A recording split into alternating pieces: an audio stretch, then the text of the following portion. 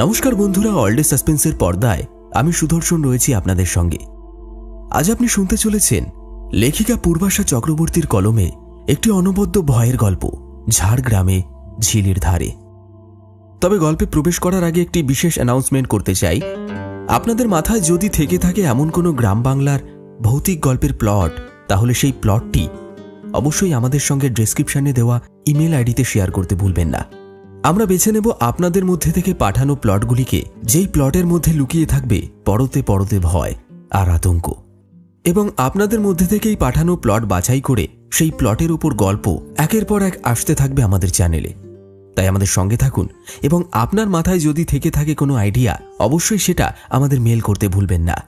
তাহলে চলুন শুরু করা যাক আজকের গল্প। আজ আপনি যে গল্পটি শুনবেন, এই গল্পটি সম্পূর্ণরূপে লেখিকার কল্পনা প্রসূত।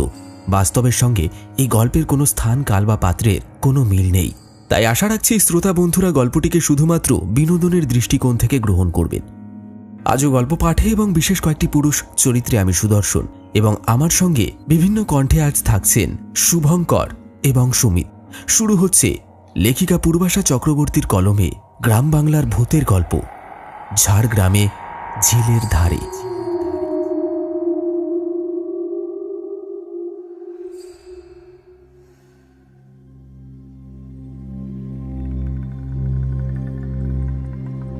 পশ্চিমবঙ্গের পশ্চিম মেদিনীপুর জেলার সদর শহর ও পৌরসভা এলাকা ঝাড়গ্রাম। পাহাড়, নদী, ঝর্ণা, এই অঞ্চলের সৌন্দর্যে অভিভূত হন সকলেই। বর্ষায় এই অঞ্চলে পর্যটকদের আসা যাওয়া বেড়ে যায়। প্রাকৃতিক সৌন্দর্যের টানে দূর দূরান্ত থেকে ছুটে আসেন প্রকৃতি প্রেমীরা। কলকাতা থেকে এই ঝাড়গ্রামের দূরত্ব মোটামুটি 174 কিলোমিটার। পৌঁছতে সময় লাগে প্রায় 4.5 ঘন্টা মতো।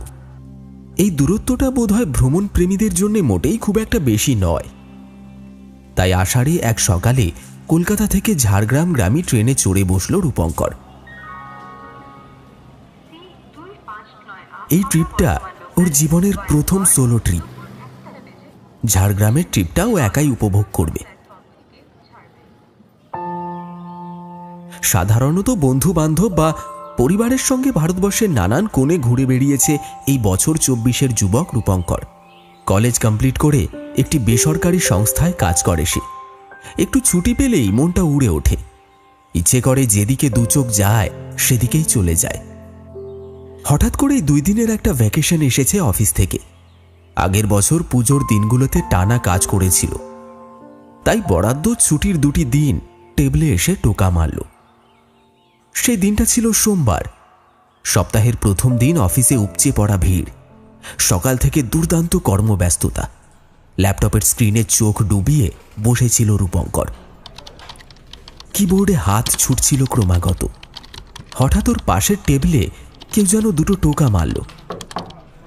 মুখ তুলে রূপঙ্কর দেখল হাজির হয়েছেন স্বয়ং বস মহাশয়। অফিসের সবাই ওনাকে চেনে, সমীহ করে চলে, কিন্তু রূপঙ্করের কাছে উনি অফিসের বস কম, বড় দাদা বেশি। চেয়ারটা ঘুরিয়ে বসল সে। ঠোঁটের কোণে একটা মুচকি হাসি রেখে প্রশ্ন করল সে, বলো অম্বরীশদা, আজকে এত তাড়াতাড়ি তলব? এত তাড়া দিও না বুঝলে, লাস্ট ফাইলটা নিয়ে কাজ করছি, জাস্ট কমপ্লিট হবে, তোমার দরজায় গিয়ে বলে আসবো। আর যদি দেরি করাও তাহলে যে কাজটা শনিবার থেকে চলছে সেটা কিন্তু মঙ্গলবার পর্যন্ত গড়াবে, এই গ্যারান্টি দিলুম। রূপঙ্করের কথা শুনে হেসে উঠলেন অম্বরীশ।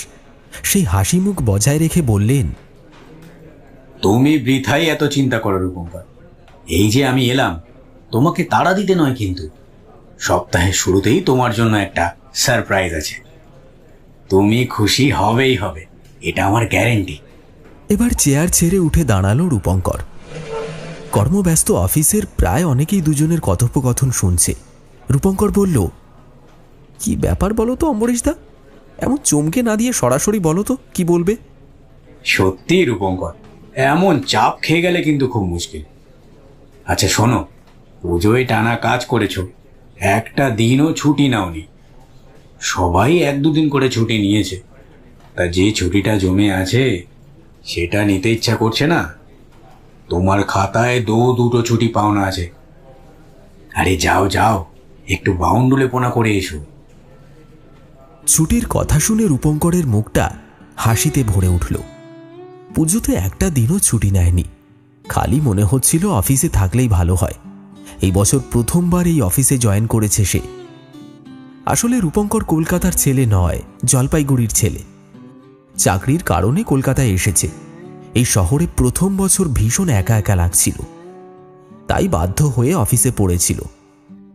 দুই একজন আসতো, কথা বলতো, ফেরার পথে ঠাকুর দেখে ভালো খাবার দাবার কিনে বাড়ি ফিরত। এভাবেই কেটে যায় ওর আগের বছরের পুজো। অতএব সেই ছুটির কথাই নাকি নিজে এসে বস রূপঙ্করকে বলছে, যা বেটা ঘুরে আয়। তাই দ্বিতীয়বারের জন্য আর না করল না রূপঙ্কর। হাসি মুখে বলল, থ্যাংক ইউ অম্বরীশ দা। কিন্তু ছুটি তো পেয়েছে। আগে হলে জলপাইগুড়ি ছুটে যেত, কলকাতায় তেমন বন্ধু বান্ধব নেই। এবার ভাবল জলপাইগুড়ি না গিয়ে বরং একটা সোলো ট্রিপ করা যাক। ছোটবেলা থেকে এমন একটা সুপ্ত ইচ্ছে মনে ছিল না তা নয়, সেটা যে এমন মেঘ না চাইতেই জলের মতো চলে আসবে এটা বুঝতে পারেনি রূপঙ্কর। যাকে মনে মনে বেশ খুশি হয়ে দিনের দিন কাজটা কমপ্লিট করে ফেলল সে। তারপর বাড়িতে ফিরে ভাবল, কাল পরশু দুদিন ছুটি, এত কম সময়ের মধ্যে কোথায় যাওয়া যায়। আকাশের বাদলা মেঘ যেন চুম্বকের মতো আকর্ষণ করছে। এমন মেঘের সঙ্গে ঝর্ণা যদি পাশাপাশি বসে, মনটা আনন্দে নেচে উঠল রূপঙ্করের। এক মুহূর্তে ভেবে নিল সকালে ট্রেন ধরে সোজা যাবে ঝাড়গ্রাম।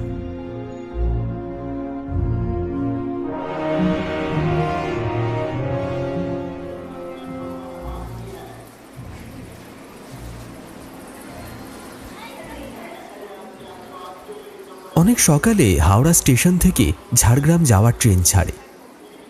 পিঠে একটা ব্যাগ চাপিয়ে জানলার ধারে একটা সিট পেয়ে বসে গেল সে। মনের মধ্যে যেন হাজারটা প্রজাপতি লাফাচ্ছে, একা একা ঘুরতে যাচ্ছে। নিজেই নিজের পিঠ চাপড়ে রূপঙ্কর বলল, সাবাস। সময় মতো ট্রেন ছাড়ল। ঝাড়গ্রাম স্টেশনে নেমে তখনই ঠিক করে নিল একটা হোটেল বুক করতে হবে।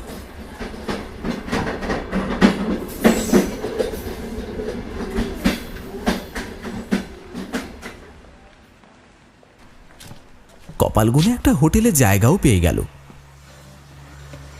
আবার কি, এবার শুধু আজ কোথায় যাবে আর কাল কোথায় যাবে সেসব প্ল্যান করা বাকি।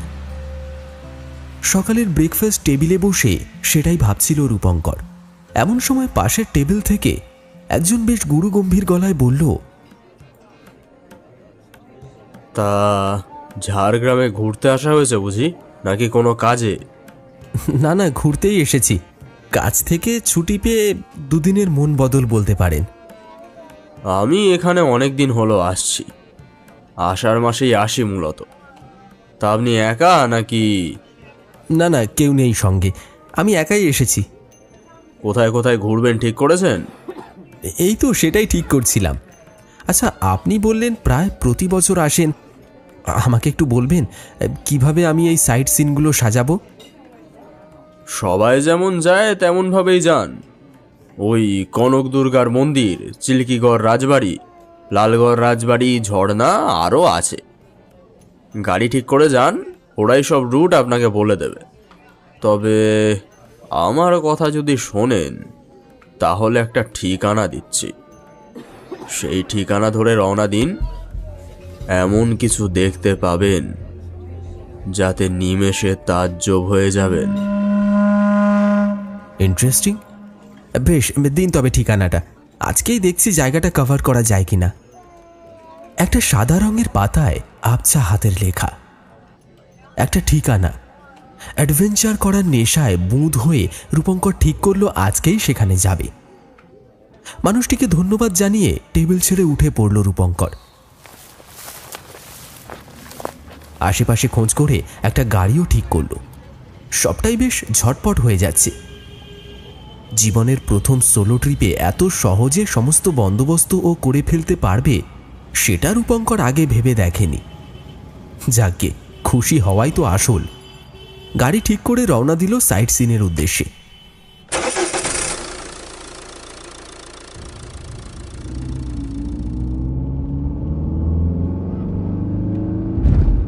চেনা জানা স্পটগুলো সব দেখা হয়ে গেছে। এবার লাঞ্চ সারার পালা। স্থানীয় একটা হোটেলে খাওয়া দাওয়া সারতে যাবে, ঠিক সেই সময় সকালের ওই লোকটা কি অদ্ভুতভাবে যেন তাকিয়ে রয়েছে রূপঙ্করের দিকে। রূপঙ্কর নিজেই এগিয়ে গেল, তারপর কাছে গিয়ে বলল, আপনিও এখানে? তা ঘুরতে বেরিয়েছেন বুঝি? আমাকে বলতেই পারতেন, আপনি আর আমি একসাথে চলে আসতাম। এমনিতে তো আমি একাই এসেছি, ঘুরতে এসে একজন সঙ্গী পেলে মন্দ কি? আমি যে ঘুরতে আসিনি, একটা কাজে এসেছি।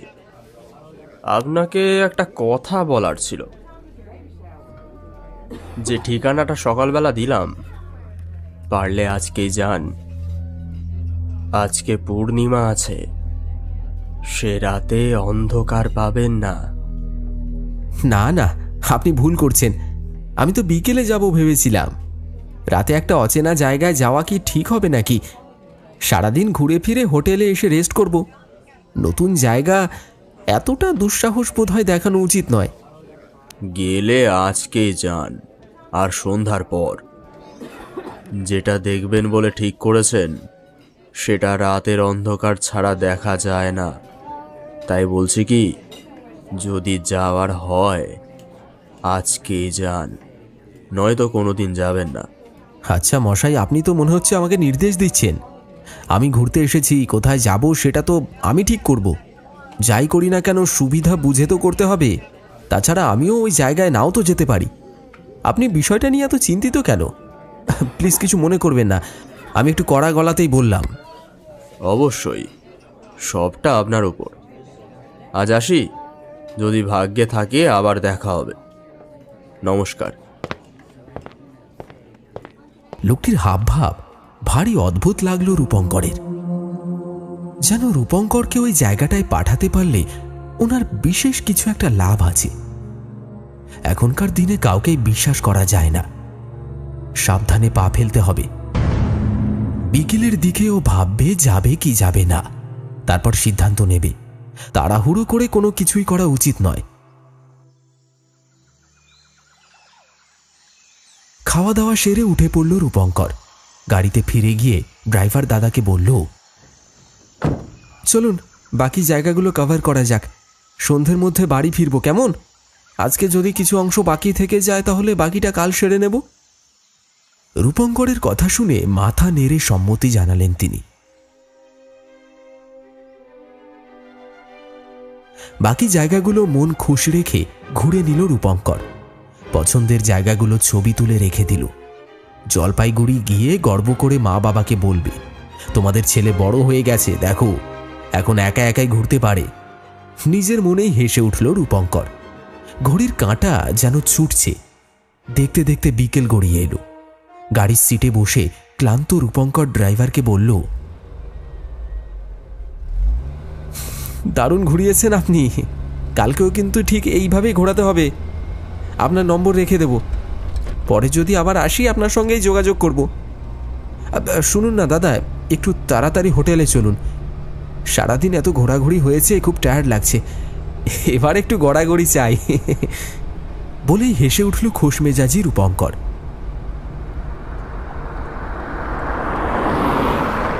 গাড়ি ছুটছে নিজের গতিতে। দুপাশে গাছপালা সরে সরে যাচ্ছে। চওড়া পিচের রাস্তা ধরে ছুটে চলেছে রূপঙ্করের চার চাকাটি। মাঝে মধ্যে দুই একবার ধিমি তালে বৃষ্টি শুরু হলো। জানলা দিয়ে বৃষ্টি ছুঁয়ে ছোট্ট বালক হয়ে উঠল রূপঙ্কর। খেয়াল নেই কখন দু চোখে ঘুম এসে বসেছে। সিটে হেলান দিয়ে ঘুমিয়ে পড়ল রূপঙ্কর।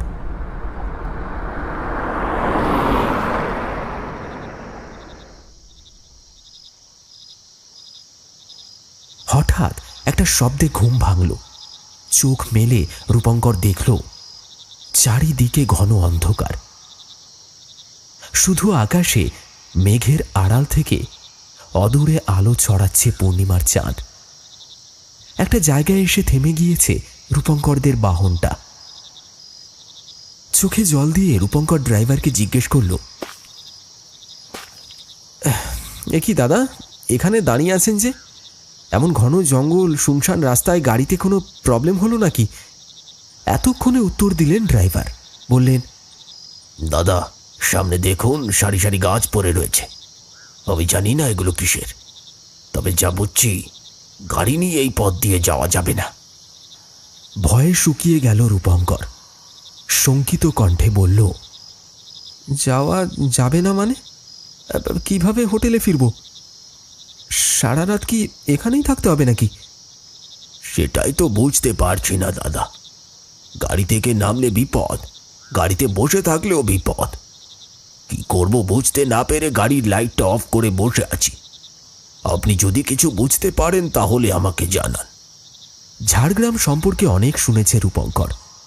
প্রকৃতি এখানে অফুরন্ত সৌন্দর্য মেলে রাখে ঠিকই, কিন্তু এই সৌন্দর্যের আড়ালেও লুকিয়ে রয়েছে ভয়ঙ্কর। এখনো নাকি এই অঞ্চলে ডাকাতি হয়। কপালে লাল ফেট্টি বাঁধা লম্বা তিলক কাটা ডাকাত নয়, এরা সব আধুনিক ডাকাত, প্যান্ট শার্ট পরা হামলাকারী। এসব কথা মনে পড়তে ভয়ে গলা শুকিয়ে গেল রূপঙ্করের। কি করবে, মাথার মধ্যে সব তালগোল পাকিয়ে গেল। কিন্তু এখানে বসে থাকলে তো চলবে না, নেমে কিছু একটা উপায় বের করতে হবে। আর বসে থাকলেও যে বিপদ এসে ঘাড়ের উপর লাফিয়ে পড়বে না, তারই বা গ্যারান্টি কি আছে? মাথা ঠান্ডা করে এই বিপদ থেকে বেরিয়ে আসতে হবে। যেমন করেই হোক রাতের মধ্যে হোটেলে ফিরতে হবে। রূপঙ্কর ড্রাইভারকে বলল, গাড়িটা রেখে চলুন আমার সাথে, সামনে কি পাওয়া যায় দেখি। গাড়ি নিয়ে তো এখান দিয়ে যাওয়া যাবে না, অগত্যা পাই ভরসা। দেখুন, এখানে বসে থাকলেও বিপদ আর নামলেও বিপদ। তার চেয়ে বরং বিপদের মুখোমুখি হওয়া যাক, যা হবে দেখা যাবে। আবার চলুন দাদা। 1 মিনিট ভাবল রূপঙ্কর, তারপর বলল, আচ্ছা সামনে কি মেন রোড বা অন্য কোনো ফেরার পথ আছে? মানে মাইলের পর মাইল হাঁটা তো যাবে না, একটা উদ্দেশ্য ধরেই যেতে হবে। দেখুন, সামনে একটা ঝিল আছে, যেতে হলে ওই ঝিল পেরিয়ে যেতে হবে। এই রাস্তাটা ওই ঝিলের ধারে গিয়ে মিশেছে। আরেকটা রাস্তা আরো অনেকটা দূর পেরিয়ে মেন রোডের সাথে মিশেছে। একটা চান্স নিয়ে দেখা যায়, ঝিলে যদি নৌকো থাকে তাহলে তাড়াতাড়ি পার হওয়া যাবে। ওপারে একটা গ্রাম আছে, ওই গ্রামের ভিতর দিয়ে আপনি লোকালয়ে পৌঁছে যাবেন। সেটাই বরং করি, চলুন। ড্রাইভারের কথায় সম্মতি দিয়ে গাড়ি থেকে নেমে পড়ল রূপঙ্কর। তারপর গাছ টপকে হাঁটতে হাঁটতে এসে পৌঁছল একটা ঝিলের পাড়ে। একটা বিস্তৃত ঝিল, আশেপাশে গাছপালার আবরণ, নিস্তব্ধ আর নিঝুম। আলো বলতে শুধু ওই চাঁদের আলো। এখানে ভারী অদ্ভুত একা লাগছে রূপঙ্করের। যেন মনে হচ্ছে এই পৃথিবীতে ও একমাত্র মানুষ, আর এই জায়গাটা পৃথিবীর কোনো আড়ালে চুপচাপ এতদিন লুকিয়েছিল। ড্রাইভার বললেন এই ঝিলে নাকি নৌকো থাকে, তবে কোনো নৌকোই তো দেখতে পেল না রূপঙ্কর। এই কথাটা ড্রাইভারকে বলতে যাবে এমন সময় সে খেয়াল করল ওর পাশে লোকটা নেই। নিমেষে বুকটা শুকিয়ে গেল রূপঙ্করের। তবে কি উনিও এই দলের সাথে মিশে আছেন? এবার কি সবাই মিলে হামলা করবে ওর উপর? ইস, যেন কপাল চাপড়াতে ইচ্ছে করছে রূপঙ্করের। কেন যে ঘুমিয়ে পড়ল ও? কত চেষ্টা করেছিল দুটো চোখকে খোলা রাখার, কিন্তু অবাধ্য ঘুম তাঁর শক্তির চেয়ে উপরে। বিচ্ছিরি একটা আশঙ্কা মনের মধ্যে ঘোরাঘুরি করতে লাগলো। একা ঘুরতে আসলে অনেক কিছু মেনে চলতে হয়। রূপঙ্কর কি একটু বেশি হালকাভাবে নিয়েছিল, নাকি কোনো এক অমোঘ টান ওকে এই ঝিলের কাছাকাছি নিয়ে এলো? সব চিন্তা ভাবনা কেমন যেন গুলিয়ে যাচ্ছে। ও যে ঝাড়গ্রামে, সেটা অফিসে একটা বন্ধু ছাড়া কেউ জানে না, মা বাবাকেও জানানো হয়নি। ভেবেছিল বাড়িতে গিয়ে সারপ্রাইজ দেবে, কিন্তু এখন এ কোন অতল জলে এসে পড়ল রূপঙ্কর। অজানা অচেনা একটা জায়গায় প্রাণ বাঁচানো যেন এখন সাপ লুডোর খেলার মতন। একটা ভুল চাল দিলেই শটাং শূন্যে। ভয়ের পর ভয়ের স্তর ঘিরে ধরছে রূপঙ্করের মনকে। ঠিক এমন সময় যেন দূরে একটা আশার আলো জ্বলে উঠল। একটা নৌকা না? আনন্দে 10টা ফড়িং যেন নেচে উঠল রূপঙ্করের মনে। বাঁচার আলো যেন ঝিলের জল ঠেলে এগিয়ে আসছে। দিক বিদিক জ্ঞানশূন্য হয়ে হাত নেড়ে চিৎকার করে নৌকার মাঝিকে ডাকতে লাগলো, এই যে দাদা, এইদিকে এইদিকে, আমাকে একটু ওপারে পৌঁছে দিন না। আপনি যা চাইবেন তাই দেব, একটু রক্ষা করুন আমাকে। এই যে দাদা, শুনছেন? রূপঙ্করের মনে হলো মাঝি বোধহয় ওর ডাক শুনেছে। নৌকো নিয়ে যেন এই পাড়ের দিকেই আসছে। হাততালি দিয়ে উঠল রূপঙ্কর। এই তো শুনেছে, এইদিকে এইদিকে। তবে আবার একটা ভয় এসে চাপল। ইনিও ওই দলের সাথে যুক্ত নয় তো? কি মুশকিল হয়েছে, ঘুরতে এসে এমন একটা কাণ্ড যে কাউকেই বিশ্বাস হচ্ছে না। আর আর এই ড্রাইভার দাদাই বা কোথায় গেল? ধুর, আর ভালো লাগছে না। সে আর এসব কথা ভাবতে পারছে না। এখন মনে হচ্ছে হোটেলে ফিরতে পারলেই বোধহয় ভালো হয়। রূপঙ্করের ডাকে পাড়ে এসে দাঁড়ালো নৌকোটি। বৃদ্ধ মাঝি নৌকাতেই বসেছিলেন। বললেন, ওপারে যাবেন বুঝি বাবু? রাত কিন্তু অনেক হয়েছে, আর দেরি করেন না, চলে আসুন।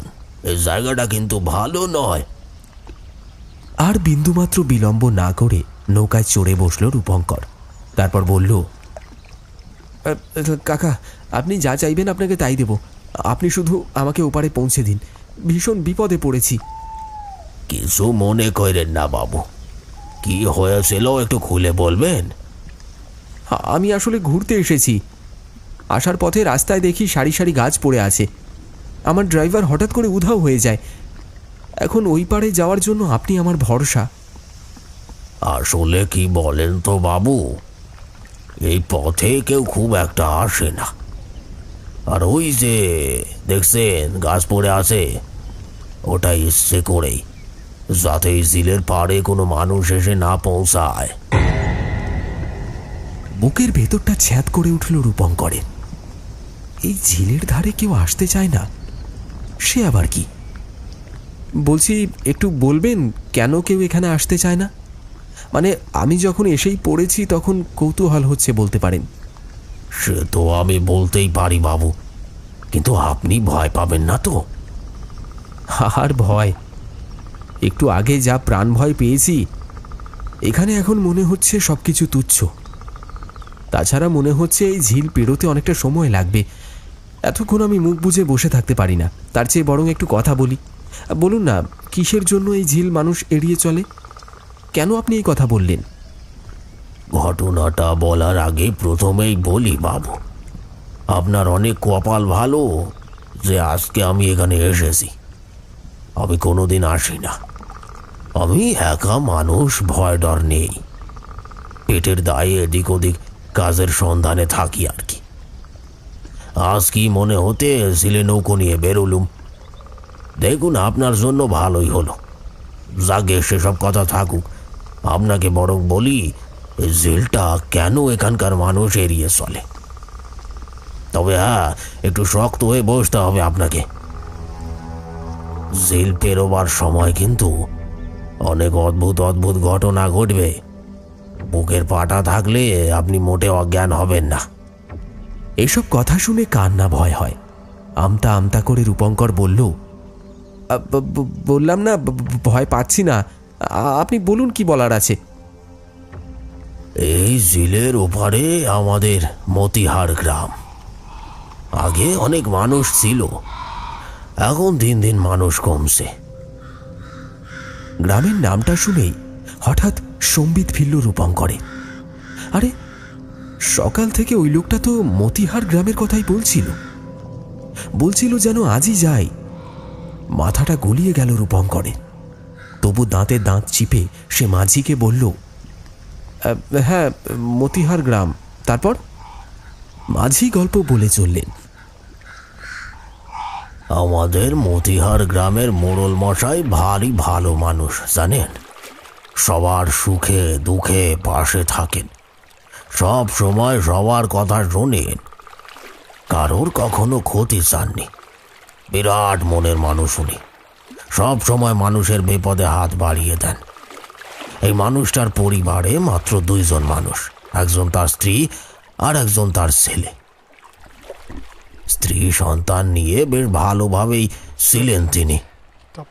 তবে একদিন একটা ঘটনা সবটা যেন এলোমেলো করে দিল। সেদিন ছিল আজকের মতোই আষাঢ়ের এক পূর্ণিমার রাত্রি। গ্রামের একটা কাজে বেরিয়েছিলেন মোড়ল মশাই।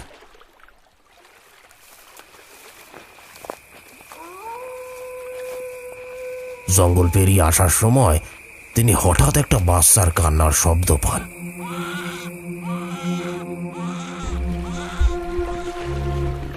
বাচ্চার কান্নার শব্দ? কি বলছেন? ঠিক এমন সময় একটা কাণ্ড ঘটল।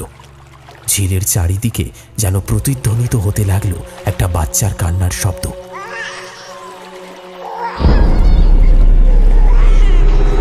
ভয়ে কুঁকড়ে গেল রূপঙ্কর। কাঁপা কাঁপা কণ্ঠে সে বলল, এটা কি হচ্ছে মাঝি কাকা? কার কান্নার শব্দ এটা? বললাম না বাবু, এমন অনেক অদ্ভুত ঘটনা ঘটবে।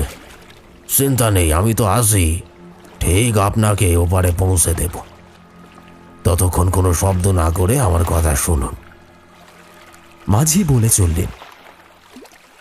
সেই পূর্ণিমার রাতে জঙ্গলের ধার থেকে যে কান্নার শব্দটা শোনা যাচ্ছিল, সেই দিকেই এগিয়ে গেলেন মোড়ল মশাই।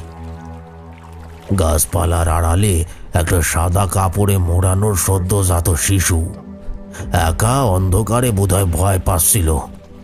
বাচ্চাটাকে দেখে মন কেঁদে উঠল মোড়ল বাবুর। ওর মা বাবা কে জানে? মানুষ এত নিষ্ঠুর হয়? ছোট্ট বাচ্চাটাকে এভাবে এখানে ফেলে গেছে। বিন্দু মাত্র বিলম্ব না করে বাচ্চাটাকে কোলে তুলে নিলেন তিনি। কি অদ্ভুত! মোড়ল মশাইয়ের কোলে উঠতেই কান্না থামিয়ে দিল বাচ্চাটা। শিশুটির কপালে চুমু খেয়ে মোড়ল মশাই বললেন, তোর মা বাবা তোকে ফেলে গেছে ঠিকই, কিন্তু আমি যখন তোকে পেলাম তখন আজ থেকে তুই আমার সন্তান। আমার বড় ছেলের পর তুই আমার ছোট ছেলে। বাচ্চাটাকে কোলে করে বাড়ি চলে এলেন মোড়ল মশাই। কিন্তু বাড়িতে ফিরতেই শুরু হলো মহা অশান্তি। বাচ্চাটিকে কিছুতেই মেনে নিতে পারল না মোড়ল মশাইয়ের বউ এবং ছেলে। তখন ছেলের বয়স ওই 10 বছর। বুদ্ধি হয়েছে বেশ ভালো। কুড়িয়ে পাওয়া ভাইকে মোটেই সে গ্রহণ করতে চাইল না। তারপর কি হলো বাচ্চাটা? বউ আর ছেলের অশান্তি সহ্য করেই নিজের কোলে পিঠে বাচ্চাকে মানুষ করলেন মোড়ল মশাই। নিজের ছোট ছেলেকে সব সময় আগলে রাখতেন তিনি। মোড়ল মশাইয়ের মনে ভয় ছিল ওনার ছোট ছেলের যখন তখন ক্ষতি হতে পারে, আর কারা ক্ষতি করবে তাও জানতেন তিনি। এই বাড়িতেই বড় হতে লাগলো 2 ছেলে, কিন্তু প্রতিনিয়ত মা এবং ভাইয়ের গঞ্জনা শুনতে শুনতে মন ভেঙে যেতে লাগলো ছোট ছেলেটার। বাবাকে নালিশ করতো না সে, মনে প্রাণে চাইতো কিভাবে মা আর ভাইকে ভালোবাসা যায়। সব কথা বিশ্বাস করত। মা আর ভাই একটু আদর করলে গলে যেত মনটা, আর সেইটাকেই হাতিয়ার করলো 2 জনে। তলে তলে ষড়যন্ত্র করতে লাগলো ঠিক কিভাবে ছোট ছেলেটাকে সরিয়ে দেওয়া যায়। আর একদিন সেই ষড়যন্ত্রকে সত্যি করেও ফেলল। কি বলছেন? ওরা মেরে ফেললো নাকি বাচ্চাটাকে? আর কি বলি শুনুন, গ্রামের সবাই সবটা জানে। একদিন ছেলেটাকে ভুলিয়ে এই ঝিলের পাড়ে নিয়ে এলো ওর সৎমা। সঙ্গে ভাইও অবশ্য ছিল। আর ঝিলের পাড়ে এসে এই ঝিলের জলে ধাক্কা মেরে ফেলে দিল মাত্র 15 বছরের কিশোরটিকে। তারপর মহা আনন্দে ফিরে গেল বাড়িতে। বাড়িতে গিয়ে সবাইকে বলল ছেলে নাকি পা পিছলে জলের মধ্যে পড়ে গিয়েছে। যদি ওই কথা মোটেও বিশ্বাস করলেন না মোড়ল মশাই।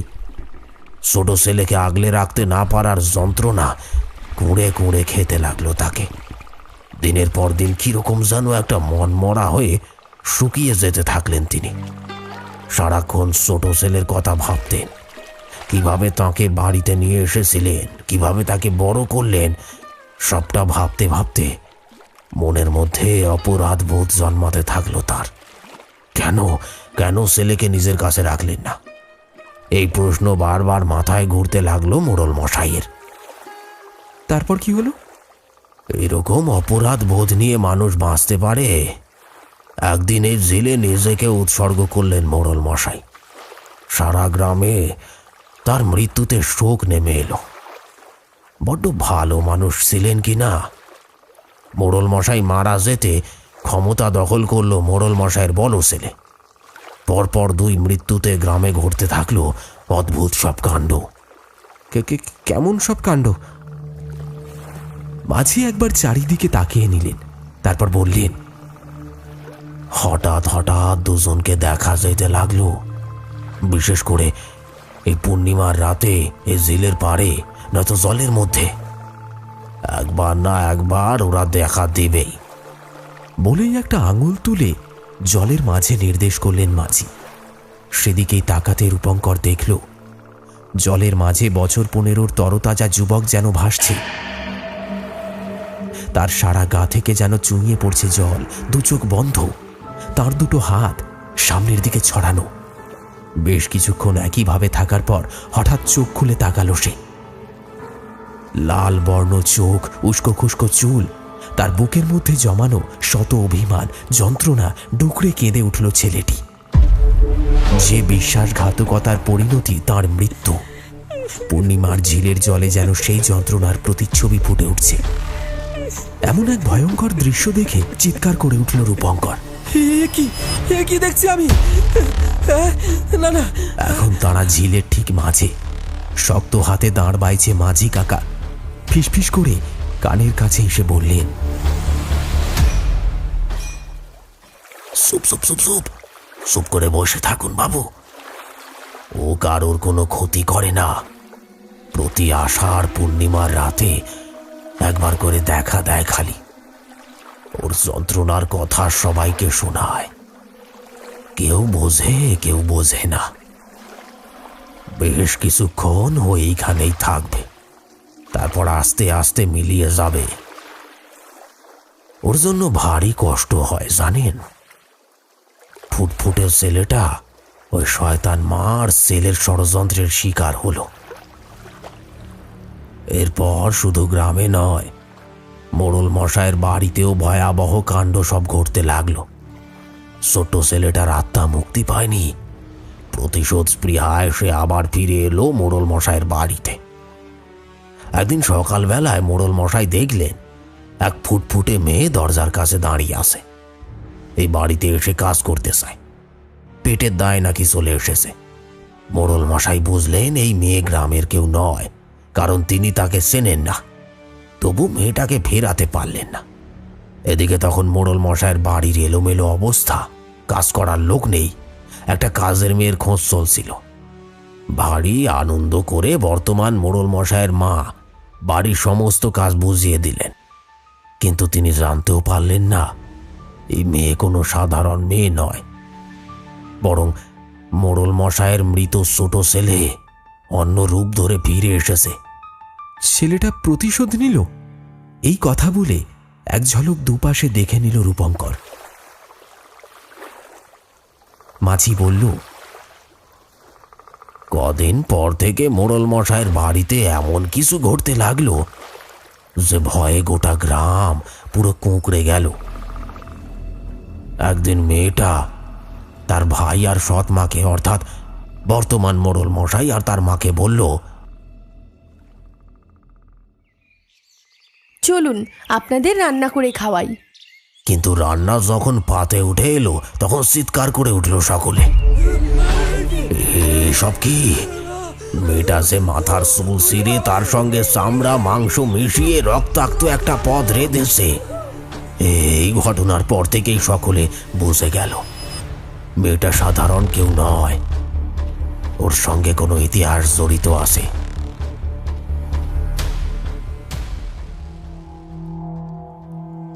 কয়েকদিনের মধ্যেই ঘটে গেল অঘটন। তবে সেই অঘটনে শান্তি পেলেন মোড়ল বাবু। ধীরে ধীরে সে নিজের প্রতিশোধ মেটালো। প্রথমে সৎ মা, তারপর অপরাধী ভাই, দুজনকেই হত্যা করেছিল সে। সে কি ভয়ঙ্কর হত্যা! জলের মধ্যে মুখ ডুবিয়ে শ্বাস রোধ করে তারপর একদিন রাতে মেয়েটার হাত ধরে সম্মোহিত অবস্থায় ঝিলের পাড়ে চলে এলেন তার দাদা অর্থাৎ মোড়ল বাবু। ঝিলের জলে নিজের জীবনটা ক্রমশ উৎসর্গ করলেন। মাঝির মুখে গোটা কাহিনী শুনে আর নড়াচড়া করতে পারল না রূপঙ্কর। সে যেন গুটিয়ে গেছে ভয়। এত ভয় সে আগে এই জীবনে পায়নি। এদিকে বেশ কিছুক্ষণ ঝিলের জলে ছেলেটি দেখা দিতে লাগলো। তার একটু পরেই আরও একটা এমন দৃশ্য ভেসে উঠল যা দেখে রূপঙ্করের বুকের রক্ত হিম হয়ে গেল। ছেলেটি জলের উপর ভাসতে লাগলো আর ডুকরে ডুকরে কাঁদতে কাঁদতে হাওয়ার মধ্যে হাত বাড়িয়ে যেন কাউকে খুঁজতে লাগলো। ভয়ঙ্কর কিছু প্রত্যাশা করেই শক্ত হয়ে বসে রইল রূপঙ্কর। তার একটু পরেই ওই একই জলের উপর ভেসে উঠল এক পুরুষ মূর্তি, যার 50 ঊর্ধ্ব বয়স। নিঃসন্দেহে তিনি মতিপুর গ্রামের পুরনো মোড়ল মশাই। কিন্তু আশ্চর্য, এনাকে তো আগেও দেখেছে রূপঙ্কর, সকালবেলা ব্রেকফাস্টের সময়, তাছাড়াও দুপুরবেলা লাঞ্চের সময়। পাশের টেবিলে বসে থাকা সেই অচেনা লোকটি। সারা গায়ে কাঁটা দিয়ে উঠল রূপঙ্করের। সবটা পরিষ্কার হয়ে গেল জলের মতো। এই কারণেই উনি বারবার বলছিলেন পূর্ণিমার রাতে মতিপুর ঝিলের পাশে এসে দাঁড়াতে। তিনি নিজের যন্ত্রণার কাহিনী শোনাতে চেয়েছিলেন। হায় রে, মানুষটির সঙ্গে কেমন রূঢ় ব্যবহার করেছিল রূপঙ্কর। একবার কষ্ট হলো, আর একবার ভয় এসে ধরল তাকে। একজন মৃত মানুষের সঙ্গে পরপর দুবার সাক্ষাৎ হয়েছে তাঁর। ঝাড়গ্রামে এসে এই কোন অভিজ্ঞতার সম্মুখীন হলো সে। আর একটা প্রাণ ভয় আঁকড়ে ধরল, ঠিকভাবে বাড়ি পৌঁছতে পারবে তো?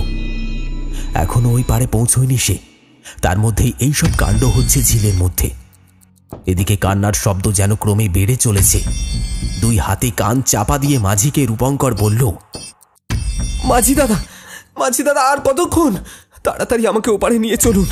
আমি এই যন্ত্রণা সহ্য করতে পারছি না, প্লিজ আমাকে বাঁচান। এই ভয়াবহ দৃশ্য আমি আর দেখতে পাচ্ছি না। এদিকে সামনের দৃশ্য ক্রমেই বদলাচ্ছে। ছেলেটার কাছে একটু একটু করে এগিয়ে আসছেন মোড়ল মশাই। তারা একে অপরকে জড়িয়ে ধরেছে, আর এবার সমস্বরে ডুকরে কেঁদে উঠেছেন। এই দৃশ্য দেখে ভয় আর যন্ত্রণা দুই মিলেমিশে একাকার হয়ে গেল। চোখ বন্ধ করল রূপঙ্কর। হঠাৎ ওর মনে হলো নৌকো যেন থেমে রয়েছে। আর এই আশঙ্কা মনে আসতেই চোখ খুলে তাকালো রূপঙ্কর, আর এমন একটা দৃশ্য দেখল যাতে ভয়ে চিৎকার করে উঠল সে। রূপঙ্কর দেখল নৌকায় বসে আছে শুধু সে একা, আশেপাশে আর কেউ নেই। এই মাঝ ঝিলে দুই যন্ত্রণা কাতর অতৃপ্ত আত্মার সঙ্গে একা রূপঙ্কর। এরকম পরিস্থিতিতে কি করা উচিত তার?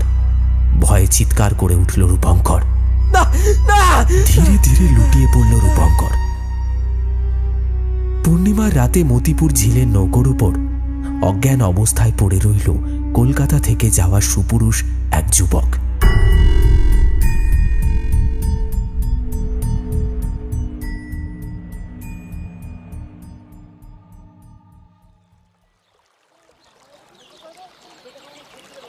পরদিন সকাল হলো। রূপঙ্কর দেখল সে পাড়ে ঘাসের মধ্যে শুয়ে আছে। আশেপাশে কৌতূহলী জনতার ভিড় জমেছে। সেই ভিড়ের মধ্যে থেকেই একজন এগিয়ে এলো। রূপঙ্করের থেকে জানতে চাইল তার পরিচয়, কি হয়েছিল তাঁর, ইত্যাদি ইত্যাদি। সবটাই বলল রূপঙ্কর।